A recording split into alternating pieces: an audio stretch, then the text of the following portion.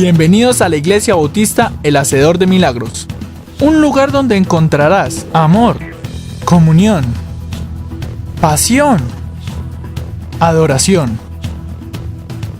palabra fresca y sobre todo, un profundo amor por Dios.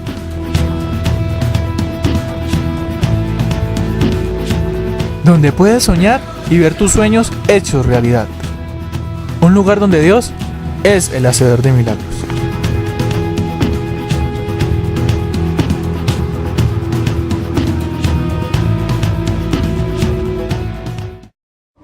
A nosotros nos han enseñado que tenemos que hablar para mostrar, ¿cierto? Que el que no habla, no vende. Eso nos han enseñado a nosotros, ¿sí o no? Eso es cultural. Entonces uno tiene que hablar y ser como chacharachoso si quiere tener un negocio y quiere sacarlo adelante. Si es callado, difícilmente saca el negocio adelante. Los orientales piensan totalmente lo contrario. Ellos dicen, la palabra es oro. Entonces yo no doy mi palabra porque boto la plata. Entonces los orientales prefieren callar y hacer. Ellos solo hacen callados. Nosotros hablamos, pero no hacemos, bueno, no es que no hagamos nada, hacemos poco, ¿cierto? Entonces uno se la pasa más hablando que haciendo. Por eso entonces nuestros países o nuestra forma de entender la vida es un poco más luchada, pero es más luchada porque nosotros hablamos mucho y hacemos más bien poco, ¿cierto? Entonces por eso al colombiano en otros países le creen frente a cómo trabaja, pero no le creen tanto a lo que dice, porque hablamos mucho, ¿sí? Eso es la cultura. Solamente quería referir ese ejemplo. Resulta que Jesús tuvo una confrontación con los fariseos, porque estaban ahí comiendo, cuando de repente los discípulos comenzaron a comer sin lavarse las manos. Y los fariseos dicen, ¡uy! ¡Esos pecadores! ¿Cómo así que no se lavan las manos? Están en pecado. Entonces sí le dicen, ojo, lo que contamina al hombre no es lo que entra por su boca, sino lo que sale de su boca. Con esto no estoy diciendo que no se lave las manos, hermano. Hay que lavarse las manos porque eso es salud, ¿cierto? Es un hábito saludable. Pero en este caso y en esta aplicación bíblica entendemos entonces que Jesús le estaba enseñando a los fariseos un principio de reino. Le estaba diciendo lo más importante es lo que está aquí adentro, porque aquí adentro es donde se tejen las cosas reales de lo que es el ser humano. O sea, aquí adentro está su cultura. Su cultura no está en cómo come, su cultura está en qué sale de adentro, del corazón. Entonces lo remata con lo que acabamos de leer. A ustedes la tradición no los ha dejado entender la verdad revelada de la palabra de Dios. La tradición, es decir, su cultura se ha entrometido en la forma de conocer a Dios. Por eso hoy vamos a hablar de la cultura del reino. La cultura del reino entonces es la forma como vamos a construir nosotros la forma de vivir el cristianismo. Y yo quiero que a la luz de la palabra usted lo pueda entender, que lo podamos reflexionar, que lo podamos pensar, que pueda ser abierto nuestro entendimiento. Yo voy a tratar de colocar unos ejemplos muy sencillitos para comenzar a entender el asunto, porque este tema de la cultura del reino no es un tema nuevo, pero es un tema no tan fácil de digerir en algún sentido. Amén. Entonces vamos a meternos bien de lleno en esta palabra en esta mañana. Amén. Así que ténganse duro pues, iglesia, para que vayamos entendiendo. Amén.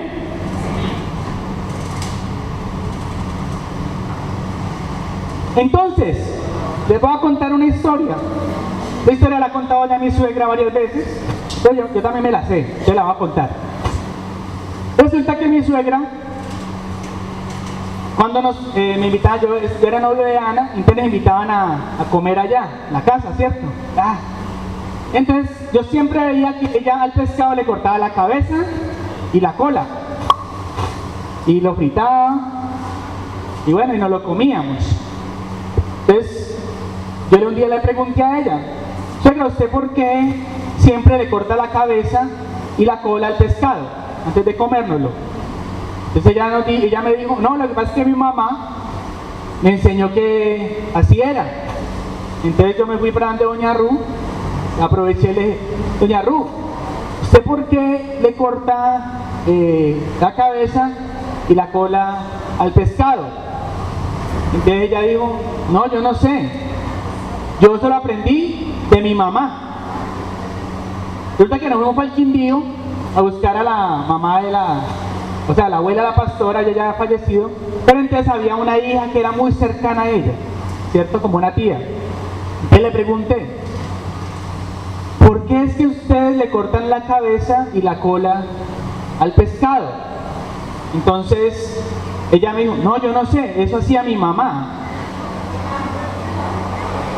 Ya estaba difícil, pero no, fuimos a buscarla, la tatarabuela,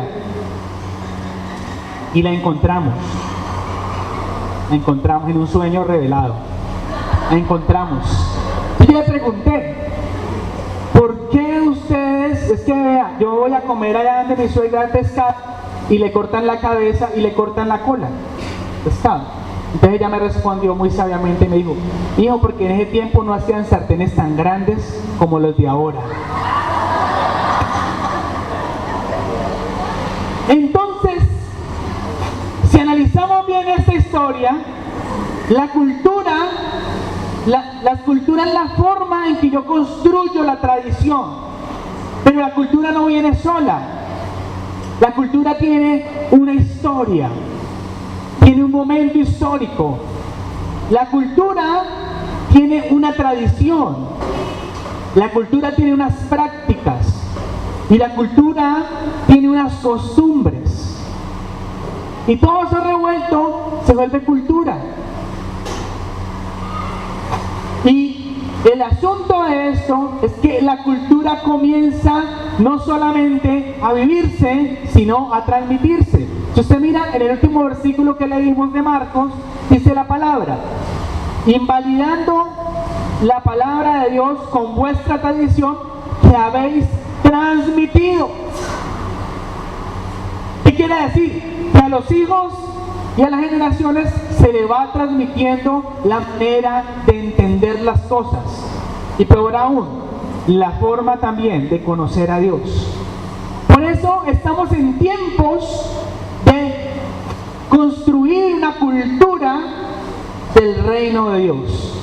La palabra cultura viene del latín cultivo, que significa lo que se siembra. Nosotros los seres humanos hacemos la cultura, no la cultura nosotros.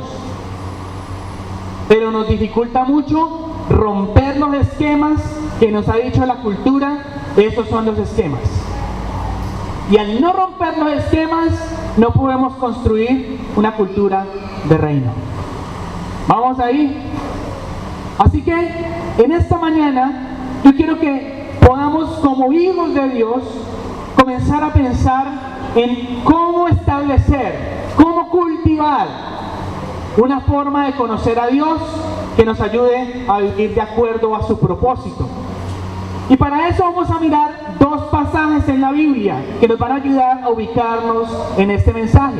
El primero que vamos a leer se encuentra en el Evangelio de Mateo, el capítulo 6. Evangelio de Mateo, el capítulo 6. Y vamos a leer los versículos del 25 en adelante. Esté muy atento a la lectura de esta palabra. Mire lo que dice. Por tanto os digo, no os angustiéis por vuestra vida, qué habéis de comer o qué habéis de beber, ni por vuestro cuerpo, qué habéis de vestir. ¿No es la vida más que el alimento y el cuerpo más que el vestido? Mirad las aves del cielo, que no siembran, ni ciegan, ni recogen en graneros, y sin embargo, vuestro Padre Celestial las alimenta. ¿No valéis vosotros mucho más que ellas?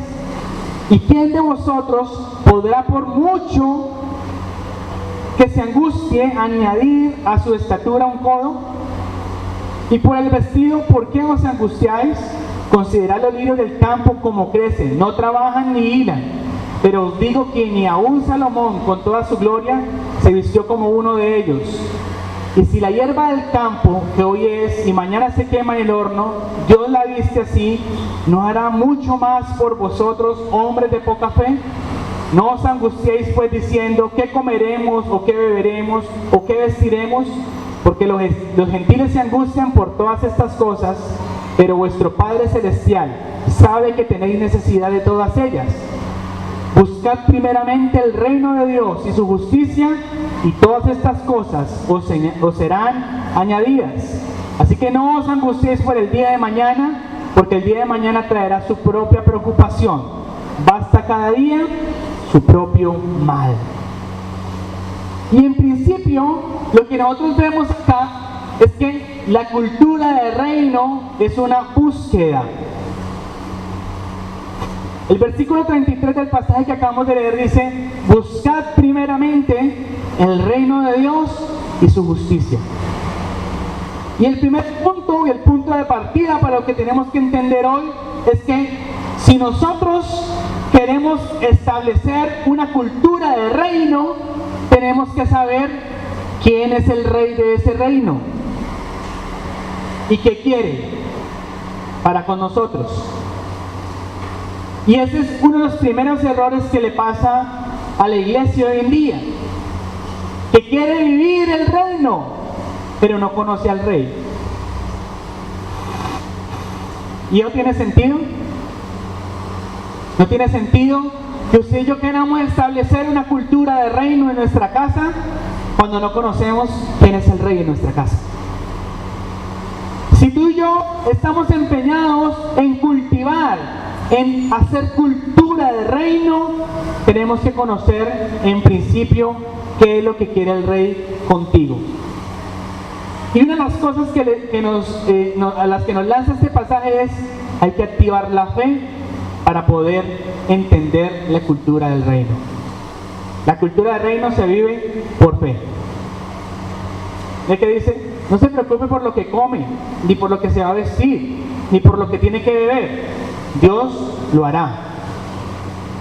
Pero nosotros más bien estamos angustiados por lo que nos vamos a poner, por lo que vamos a beber, para lo que vamos a comer,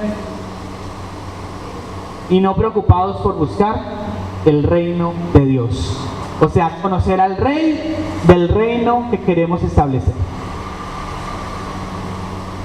Miremos entonces algunas características de una cultura de reino para avanzar en establecer lo que el rey quiere en su reino. Muchos hombres y mujeres de Dios, hoy no vamos a estudiarlos porque sería muy largo, pero muchos hombres y mujeres de Dios experimentaron muchos cambios culturales para establecer la cultura del reino. Les voy a colocar el primer ejemplo: Moisés. Moisés, un niño que nació entre los hebreos, ¿sí o no? Hasta los 3 meses lo crió su papá y su mamá. A los 3 meses tuvieron que echarlo por el río. ¿Y en el río quién fue que lo encontró?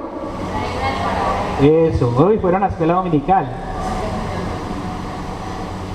Ahí es el faraón. Se lo encontró y lo crió bajo los principios del gobierno egipcio, ¿sí o no? ¿Qué pasó en Moisés? Si él iba a ser el siguiente faraón en Egipto. Ese era su destino, ser el siguiente faraón, ¿cierto? Porque el faraón que tenía era una hija. Él vino a tener un hijo, pero ya cuando Moisés lo amenazó. ¿Se acuerdan? Que el hijo de él murió también. El hijo de él le murió después, pero él no tenía hijo en el tiempo de Moisés. Moisés era el sucesor como faraón. ¿Qué había en Moisés? Cultura de reino. A pesar de toda la cultura que se le impuso, a pesar del conocimiento, a pesar de todo lo que había en ese tiempo, Moisés estableció una cultura de reino. Sus padres sembraron en una cultura de reino, que un día se atrevió a decirle al faraón: déjenos salir a mí y a mi pueblo de en medio de los egipcios.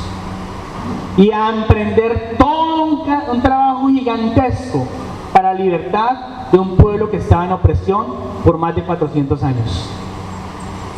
Diga, cultura de reino. Este no fue el único que vivió esto. Segundo ejemplo, Esther,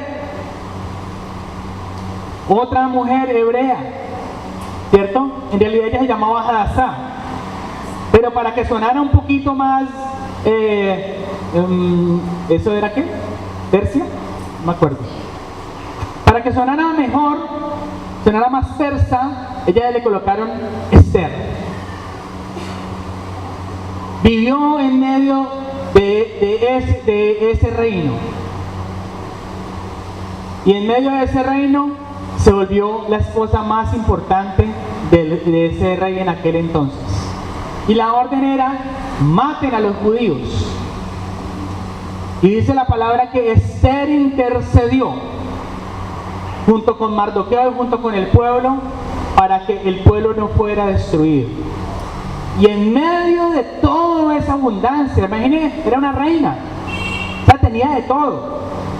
Incluso antes de ella, que la llevaran ante el rey, estuvo un año, todos los días bañándose con leches, con aromas, con lo más fino de todo el mundo. Se bañaba ella, para oler bien ante el rey. Era una mujer completamente preparada, una mujer completamente inundada por una cultura, pero ella dijo, esa no es mi cultura es judía, y ella misma fue la encargada de salvar al pueblo de la muerte. Tercer ejemplo, Daniel. El imperio de Babilonia tomó al pueblo de Israel y se llevó los mejores hombres, entre esos se llevó a Daniel, ¿cierto? Le cambiaron el nombre. ¿Cómo es que le colocaron? Belsasar. Le cambiaron el idioma, le cambiaron las costumbres alimenticias. Y en medio de esa cultura, Daniel dijo, esta no es mi cultura, yo tengo una cultura de reino, yo solamente voy a adorar a Dios.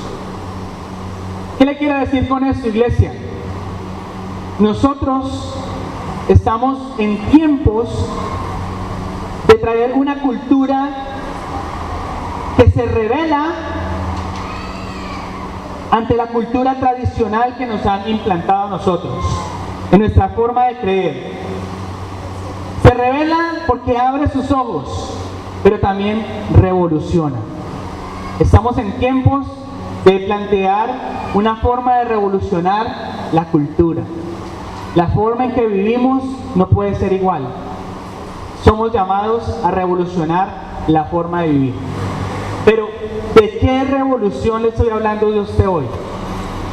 ¿Cuál es la cultura de reino que Dios quiere que se establezca a partir de usted y de mí en este? Vamos a mirarlo en la palabra de Dios para que lo podamos entender bien. La cultura de reino no es lo que nosotros estamos pensando. Al menos creo que algunos están pensando que la cultura de reino es algo muy victorioso, tal cosa. Pero vamos a mirar qué es cultura de reino. Mateo capítulo 5, versículo de 3 al 10. Y vamos a encontrar acá cuáles son las pistas de una cultura de reino. Mira lo que dice la palabra. Bienaventurados los pobres en espíritu, porque de ellos es el reino de los cielos. Bienaventurados los que lloran, porque recibirán consolación. Bienaventurados los mansos, porque recibirán la tierra por heredad. Bienaventurados los que tienen hambre y sed de justicia, porque serán saciados. Bienaventurados los misericordiosos, porque alcanzarán misericordia. Bienaventurados los de limpio corazón, porque verán a Dios. Bienaventurados los pacificadores, porque serán llamados hijos de Dios. Bienaventurados los que padecen persecución por causa de la justicia, porque de ellos es el reino de los cielos. Bienaventurados seréis cuando por mi causa os insulten, os persigan y digan toda clase de mal contra vosotros, mintiendo. Gozaos y alegraos, porque vuestra recompensa es grande en los cielos, pues así persiguieron a los profetas que vivieron antes de vosotros. ¿Cuántos dicen amén? Y esta es la cultura de reino. A nosotros que nos han enseñado que es que arrancar, a sembrar, a ser violentos, la cultura de reino no tiene nada que ver con eso. La cultura de reino tiene unos principios distintos, que si usted y yo los ponemos en práctica, vamos a revolucionar la historia de nuestra cultura. ¿Se da cuenta? Así que lo que yo vengo a traerles es un mensaje hoy a usted, y es un mensaje que también a mí me ha golpeado mucho. Porque nosotros estamos en tiempos en que nos han dicho, no, generación de conquista, generación que libera. Y es verdad, somos generación de conquista, somos generación que libera. La pregunta es, ¿cómo?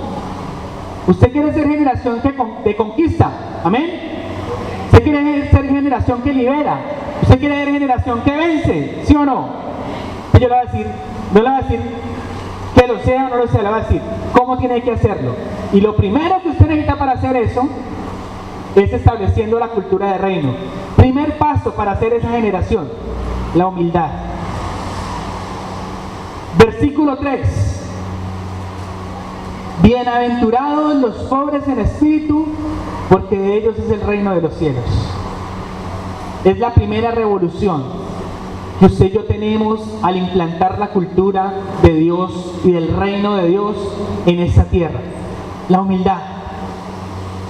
¿Qué dice la palabra en Proverbios 6:16? 6 cosas aborrece Jehová, y aún 7 abomina su alma.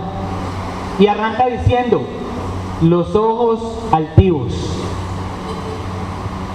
Los ojos altivos. Y la primera pista, contrario a eso, es la humildad. Usted quiere establecer el reino de Dios en su hogar, en su familia, en su vida. Usted quiere ser un vencedor, usted quiere ser una generación que conquista. Tenemos que ser humildes. ¿Se nos volvió la película, sí o no?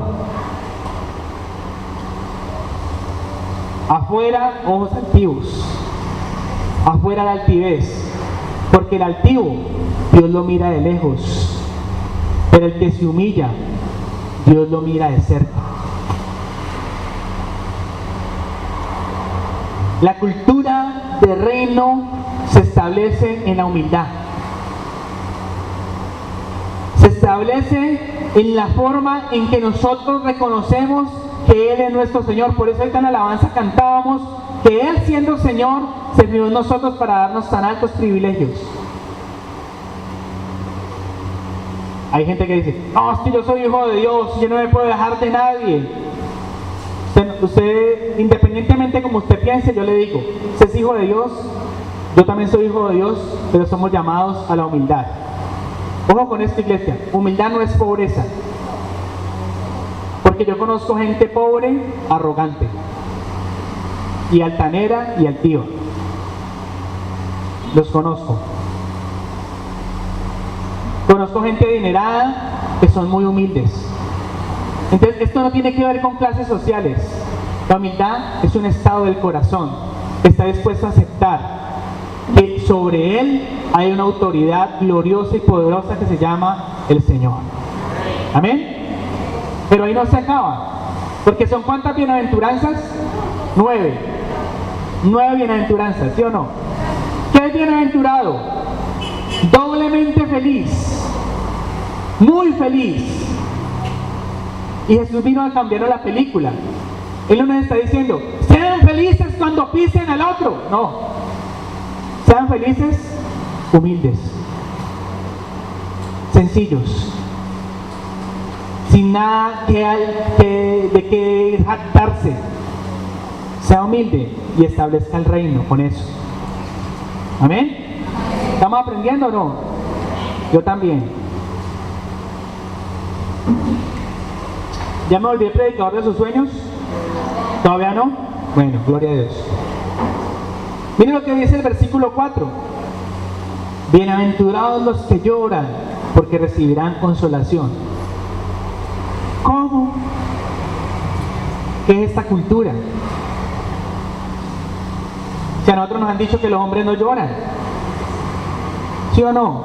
Eso es lo que nos ha dicho la cultura. No, los hombres no lloran, y le decimos a los niños, no, los hombres no lloran, es para las mujeres.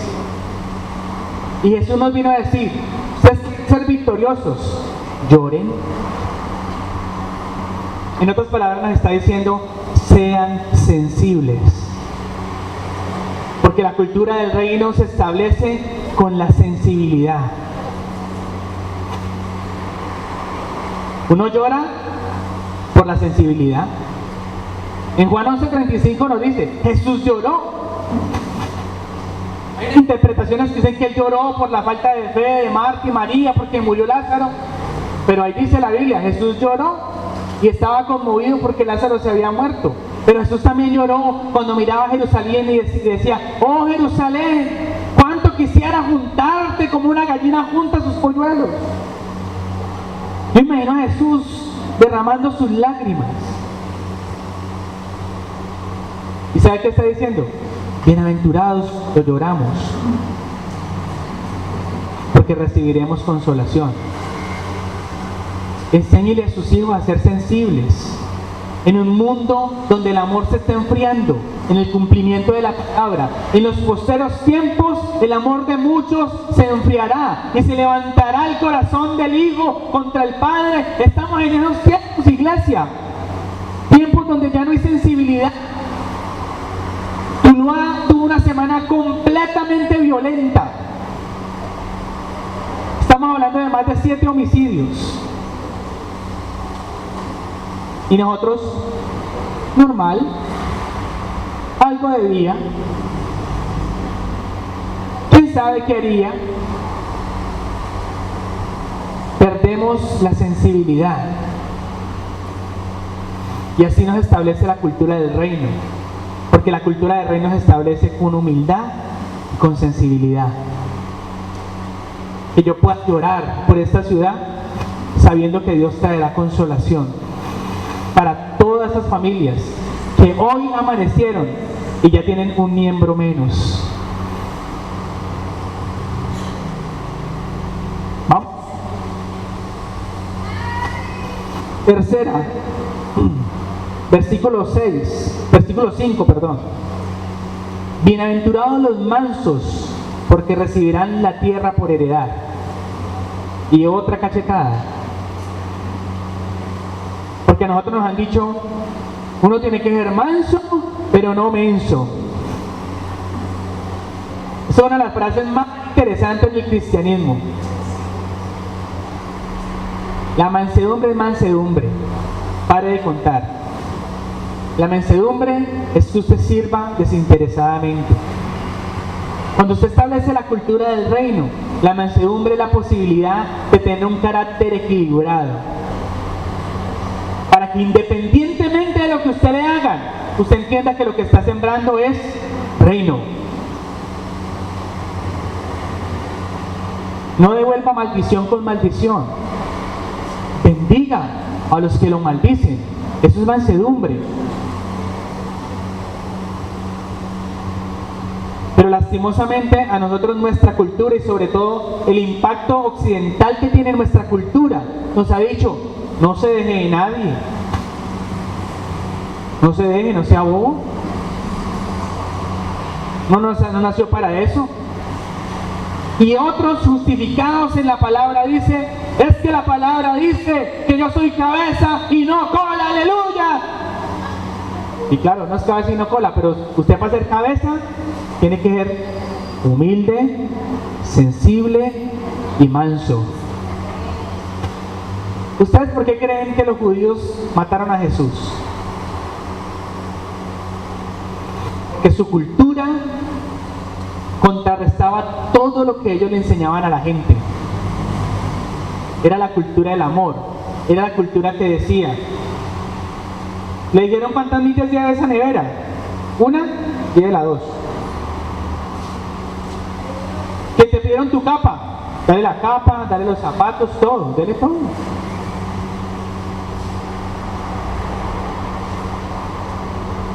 Y a veces en el hogar, hermanos,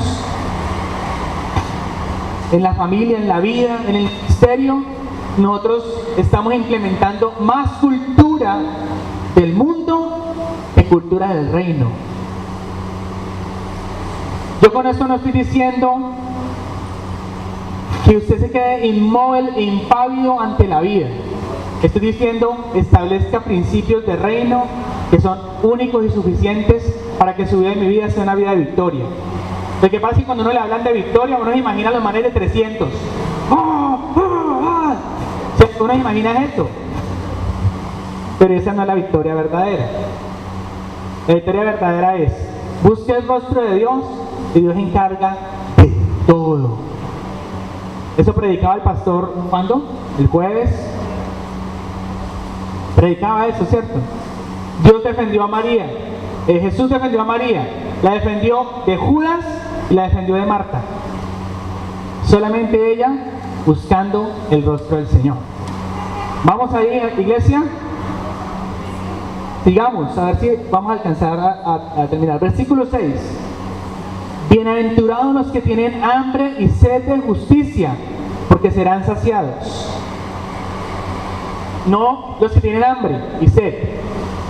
Hambre y sed de justicia. Y aquí viene el otro principio para establecer el reino: la justicia. ¿Qué es la justicia? La justicia es la búsqueda del equilibrio en la distribución de las cosas.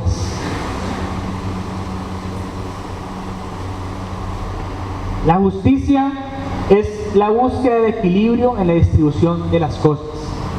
Cuando usted quiere justicia, usted quiere verdad.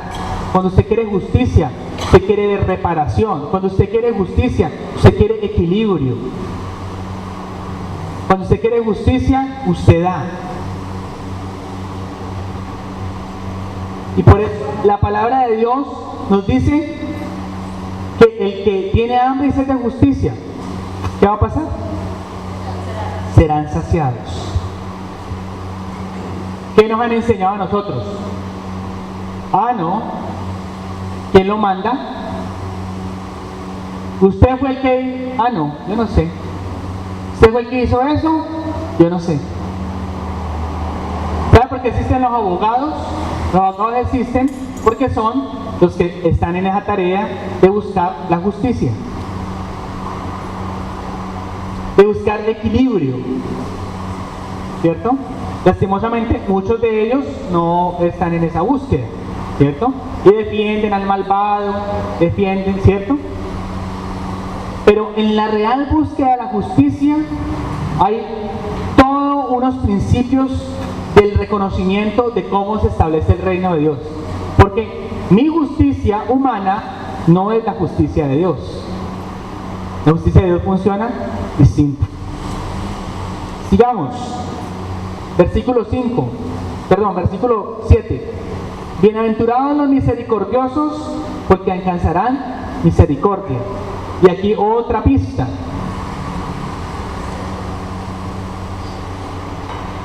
El reino de Dios se establece con misericordia.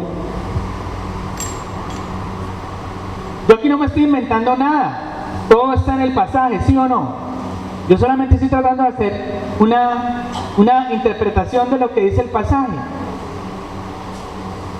El reino se establece con misericordia. Darle la mano al caído. Levantar al otro. Yo una vez escuchaba una crítica que decía que lamentablemente de todos los ejércitos, el ejército de Dios es el más tenaz de todos. Porque cuando se cae un soldado en batalla, el ejército se devuelve para pisotearlo y seguir.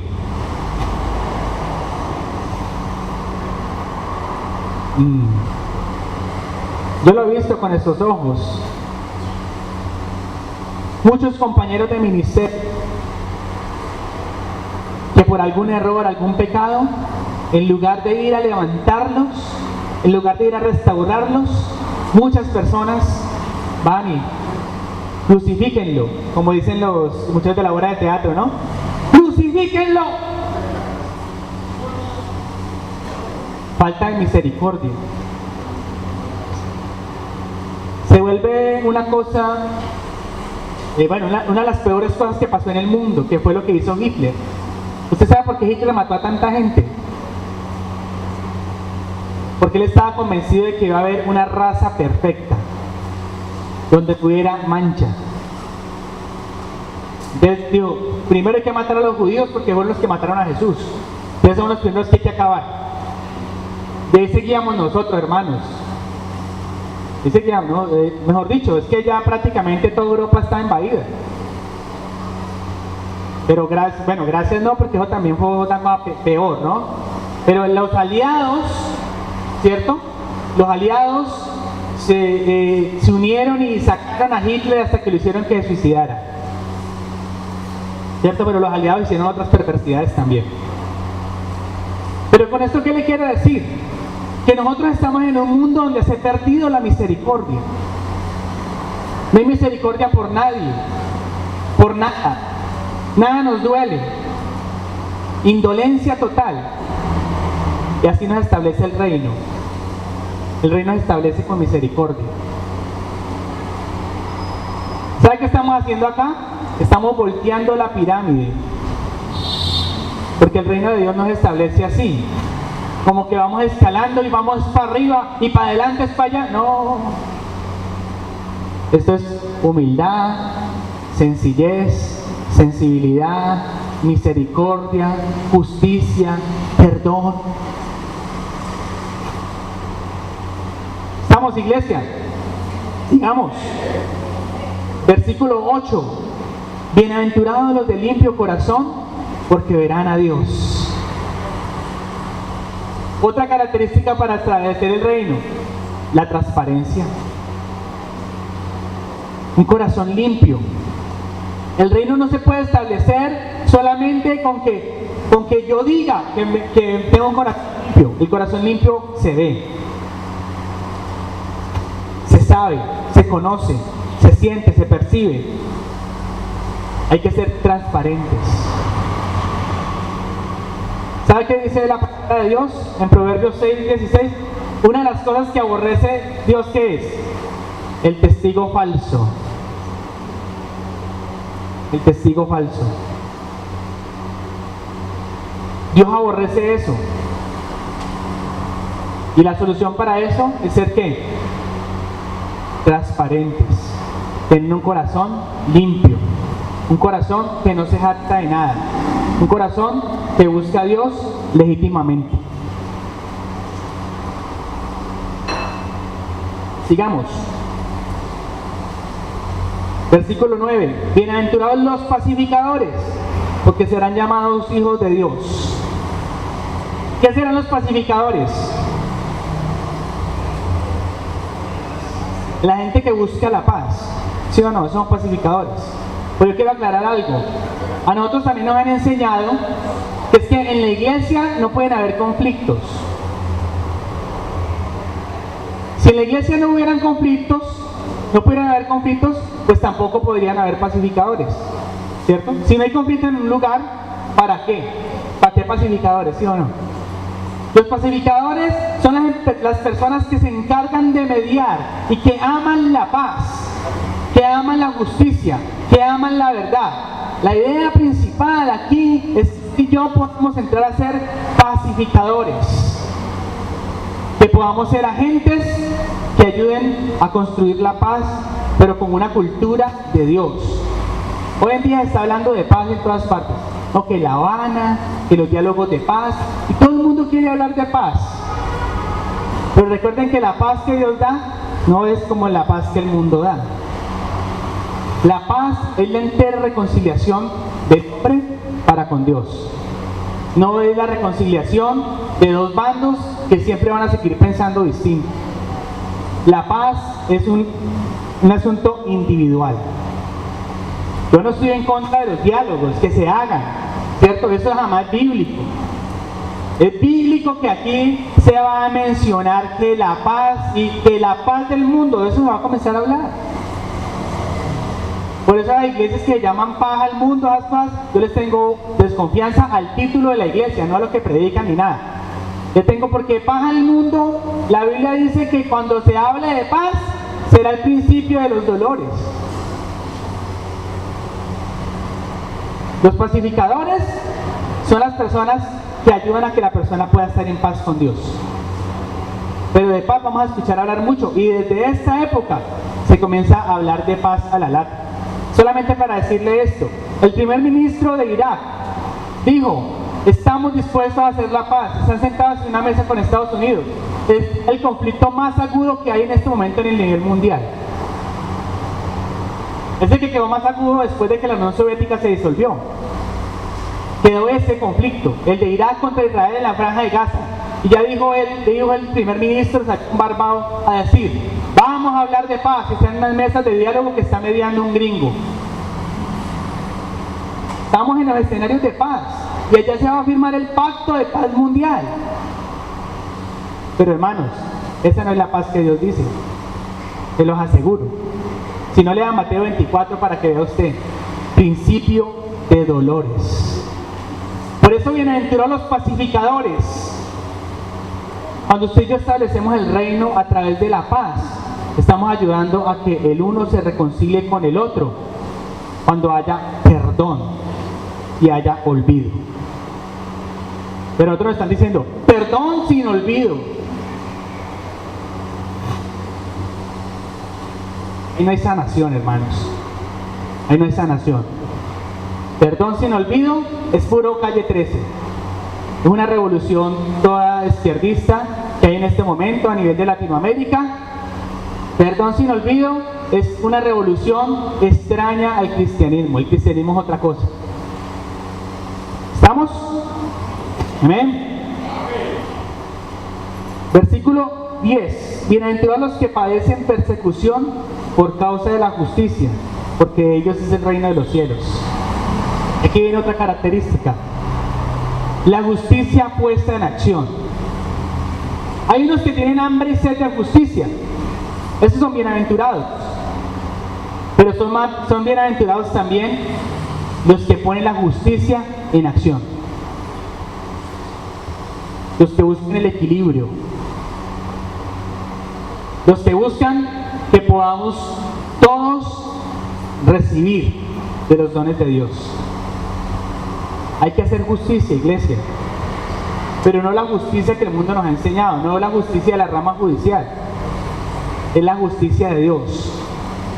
Donde Dios quiere que todos vengan al conocimiento de la verdad. ¿Sabe cómo nosotros hacemos una mala justicia? Nosotros hacemos una mala justicia cuando decimos: esas personas no conocerán a Dios. Como si ese fuera la verdad revelada sobre la vida. Hacemos juicios cuando ni siquiera estamos esperando ni preguntándole a Dios si así va a ser. La justicia puesta en acción.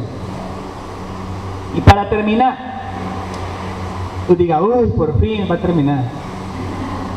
Bienaventurados seréis cuando por mi causa os insulten, os persigan y digan toda clase de mal contra vosotros, mintiendo.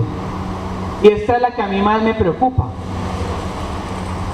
¿Cómo así que en el establecimiento de este reino, a mí no es que me vaya a ir bien con la gente?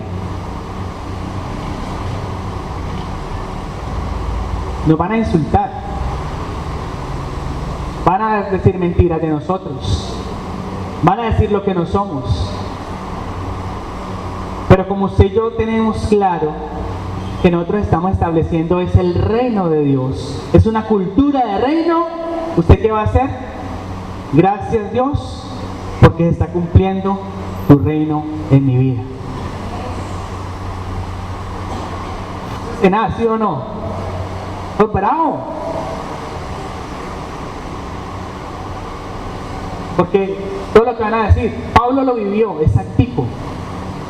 Lo llevaron a un lado, primero lo llevaron a Roma, en Roma no lo pudieron juzgar. De ahí Roma lo mandaron para donde el emperador, para donde el jefe, el sumo sacerdote. Nada, lo llevaron directamente ante el rey Agripa. No sabían qué hacer con él. todo el mundo decía cosas que no era de él. Y a lo último, Dios hizo su justicia. Pero ¿qué hacía Pablo? Gozarse y decir, estoy estableciendo una cultura de reino en mi vida.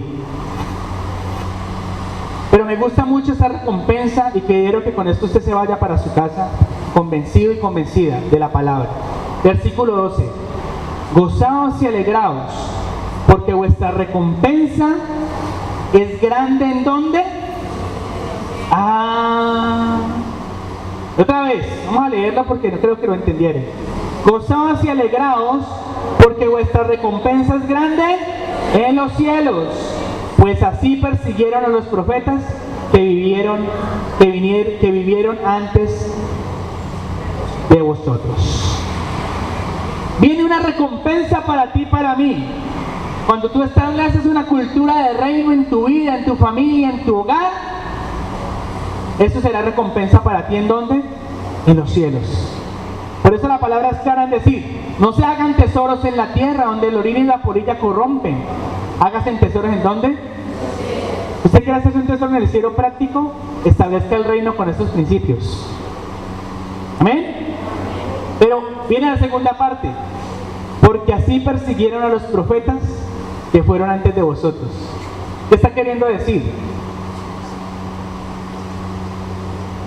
Que la cultura de reino viene a nosotros también por transmisión de la palabra. Los profetas vivieron este reino y por eso fueron reconocidos como lo son hoy en día. Fueron perseguidos, les pasó todo lo mismo de lo que estamos hablando hoy.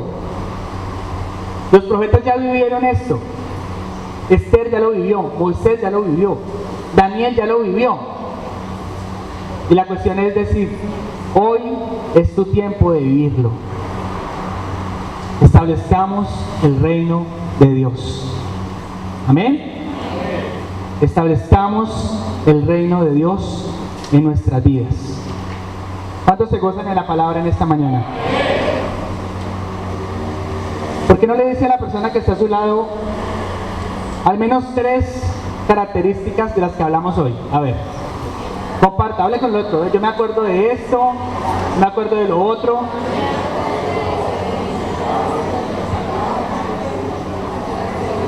¿Cuál fue la que más le llamó la atención? La humildad, sensibilidad, la mansedumbre, la justicia, la misericordia, la transparencia, la paz, la justicia como acción.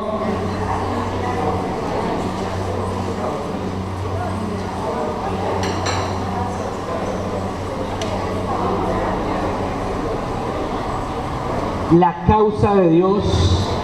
¿Cuál es su causa? Entonces, una cultura tiene una causa. Usted y yo no somos rebeldes sin causa.